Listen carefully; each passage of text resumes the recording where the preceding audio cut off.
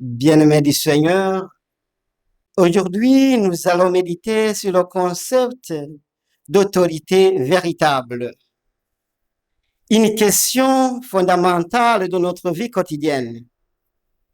Les textes que nous avons entendus abondent dans le sens de l'autorité véritable. En amont, nous avons Balaam, prophète païen, qui, contre sa volonté, bénit Israël sous l'inspiration de l'Esprit. Et en aval, nous voyons Jésus confronté aux chefs religieux qui contestent son autorité dans le temple. Cela ne peut converger que sur le souci de signifier que la vraie autorité ne vient ni du pouvoir humain, ni des institutions religieuses, mais uniquement de Dieu.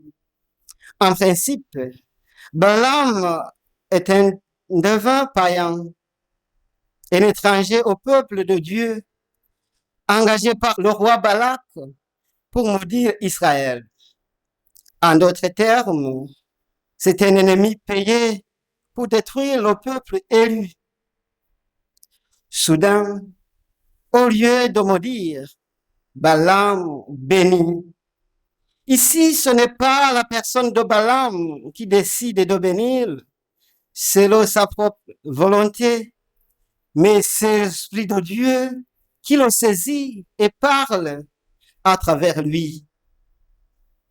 Par conséquent, nous découvrons que même un prophète païen, même quelqu'un complètement en dehors du peuple élu, peut devenir instrument de la bonne nouvelle, de la parole divine. Car Dieu n'emprisonne d'aucun les humains. Dieu parle par qui il veut, quand il veut, où il veut et comment il veut. Son autorité dépasse infiniment toutes nos catégories et nos attentes humaines.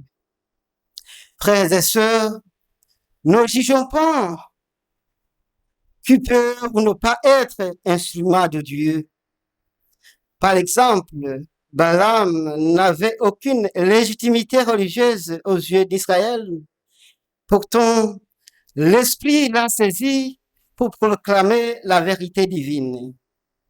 Cette véritable autorité continue dans l'évangile selon saint Matthieu, où Jésus enseigne aux chefs religieux la vraie autorité qui est celle de l'autorité de Dieu.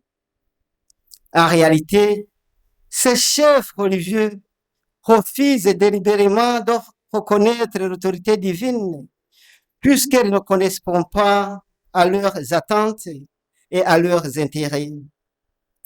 Aussi, une nette différence se présente entre l'autorité qui vient des hommes, autrement dit, l'autorité institutionnelle, et l'autorité qui vient de Dieu, l'autorité divine. Certes, l'autorité institutionnelle n'est pas mauvaise en soi. En effet, Dieu lui-même établit des structures, des responsabilités, des autorités légitimes dans son Église. Toutefois, le danger mortel survient quand cette autorité institutionnelle se ferme à l'action libre de l'Esprit Saint. Quand elle devient une fin en soi plutôt qu'un service de la vérité divine. Et l'autorité divine, c'est-à-dire l'autorité qui vient de Dieu, se manifeste par des signes concrets, par la puissance de transformation de vie, surtout par la cohérence absolue entre la parole et les actes. Nous sommes tous appelés à chercher l'autorité qui vient d'en haut et non celle qui impressionne superficiellement les hommes. Dans notre monde moderne en perpétuel changement, on valorise énormément les diplômes, les positions élevées, la reconnaissance sociale, les titres académiques. Il faut que ces éléments de l'autorité institutionnelle nous aident à glorifier Dieu, car dans le royaume de Dieu, ce qui compte réellement, c'est l'onction de l'Esprit Saint. C'est la communion intime avec le Père. C'est la conformité progressive au Christ. Enfin, chacun de nous est appelé personnellement à chercher l'autorité qui vient d'en haut, non pas pour dominer les autres, mais pour les servir. Non pas pour impressionner le monde, mais pour transformer les vies. Non pas pour sa propre gloire, mais pour la gloire de Dieu. Amen.